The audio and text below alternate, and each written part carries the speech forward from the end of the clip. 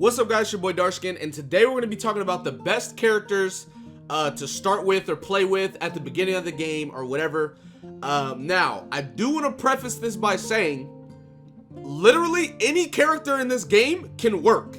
And the reason why that is because how this game works, there's elements, and you can fuse elements. Like, say you have a water hero and a lightning hero, and you fuse their like abilities. So it's like, I want you to know right now that tier lists on this game are based off of like preference, opinions.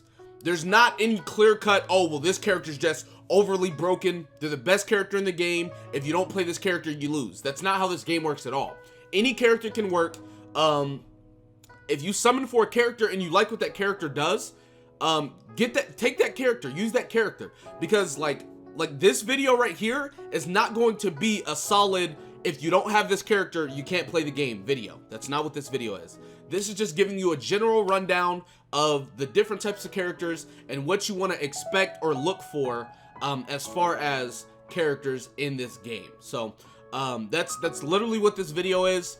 Just wanted to give you guys that disclaimer before we start, because I know a lot of people are going to come into this video being like, you know, I need to know who is the best character. That's just not how the game works. That's just not how the game works. So, starting out, if you guys don't know, there are, let me go here. There are five stars, right? Now there's five stars in the game. If you go to details, all five are the 5 stars are right here, right? You have Kaching, you have Chi-Chi, you have Jean, Mona, and D-Luke. Now, I'm letting you know right now, right? If you're re-rolling, which I made, my last video was a re-roll guide. You should definitely check it out if you have not already. Because there's a certain way you have to do it to re-roll properly. But anyways, I'm telling you right now, look, if you're re-rolling, or even if you're not re-rolling, if you get a 5-star character, bro, like, use that character. Like, it's all the 5-star characters are really good. Kaching, I like Kaching a lot because she has lightning and she can like teleport. But Jean, I've not used everyone. Mona is a water type and she's pretty cool, but I don't think Mona is super amazing unless you're using an electricity user, right? Like, if you have a lightning user on your team, Mona becomes pretty nice. I know D-Luke is rated like high amongst like a lot of different tier lists.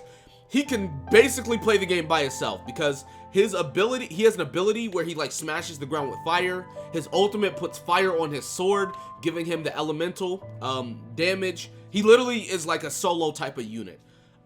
Jean can heal her team with her ultimate, does damage to enemies.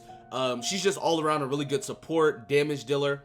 But like I said, as far as all 5 of these units, if you pull a 5-star, bro, like, you probably want to build your team around the 5-star. That's just gonna be real. That's just how it is, right? So if you pull Mona, you better have Lisa on your team unless you have another like electricity user.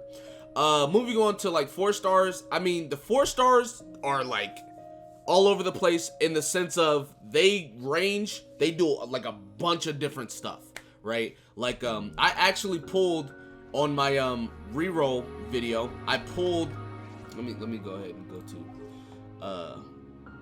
the party. So yeah, I pulled Chong Young. He can give melee users ice elemental damage on their attacks for a short period of time. I also pulled Noelle, which Noelle can literally she's like a support tank, right? So she can tank damage and she can heal her team, and all of that is based off of her defense, which is like super cool. So if you build her with like heavy defense, she's amazing, right? And I can go ahead and show you the details or whatever if you guys want to see it very briefly. So like if you look at this, normal attack, just perform 4 consecutive attacks, that's whatever. Breastplate summons protective stone armor, dealing damage to surrounding enemies. The shield's damage absorption scales off of her defense. If you look at her ultimate does AoE damage, and the damage increases scaling off her defense. So like, that's really cool if you want to scale, you know, build her heavy defense or whatever. Then you have this character that I pulled, Ningguang. She like opens a shield, like a huge screen, right? And this blocks enemy projectiles, and how long the shield lasts is based off of her max HP. So like in this game, right, you can literally build characters like any way you want. So say I'm running, you know, say I'm running these two here. I'm just gonna go fight some enemies and show you, right? So we have Lisa on the team. You see how that's water type? If I shock him, he's gonna take more damage, increased damage. Because you see how he just exploded? That's because it was water and electricity. So if you have a water user on your team, which I do, well, I have an ice user, but say you have a water user on your team with electric user, you're perfectly fine, right? You're gonna be doing a lot of crazy stuff. Another thing, fire and wind. There's just so many elemental combos, so it's like building your team based off of that is going to be a lot more beneficial than you trying to brute force a character or pick a certain character. Now, if you get a character and you really love that character, you can just build your team around that character. Like I like Kaching. I love Kaching. Chon Young is really cool. There's a lot of different characters I like, and depending on who I get, depends on what team I'll make. So it's just like, watch this, right? So you can literally do stuff like this, right? That's not what I wanted to do. Right, so now I press E here after I'm trying to get the fire. So right, you see how I use that?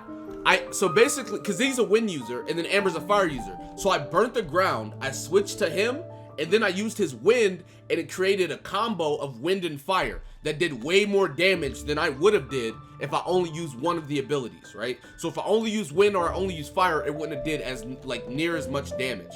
So that's how this game works. That's how this game works. So as far as best characters, I mean, literally, like getting a 5-star is the best choice. Now, whatever 5-star you get, you probably want to work around that unit. If we're talking 4 stars, there's literally like 14 4-stars. So like that's just like a very broad spectrum of who you want to use or whatever you want to do. There's literally no clear-cut characters that now obviously you can get into the specifics of passives or whatever and be like, oh well, I think this character is better than most because of blah blah blah. But I'm telling you, I promise you, if you see any videos of people saying, oh well, you got to get D-Luke because D-Luke is this, they're lying. I promise you, that is not how the game works. You have 4 people on your team. You can literally build around your team, and it's completely different than what like if they tell you that, they're wrong. They're completely wrong. They're not being truthful at all. Not to mention, if you look right here, elemental resonance, this is a big part of it as well. So if you have any 4 unique elements, all elemental res is up 15%. Moving on, say you have 2 fire types, you'll do increased damage by 25%. Say you have 2 water types, affected by pyro for 40% less time, increase incoming healing by 30%. So you get more healing, and you're affected by fire a lot less. This is affected by ice a lot less.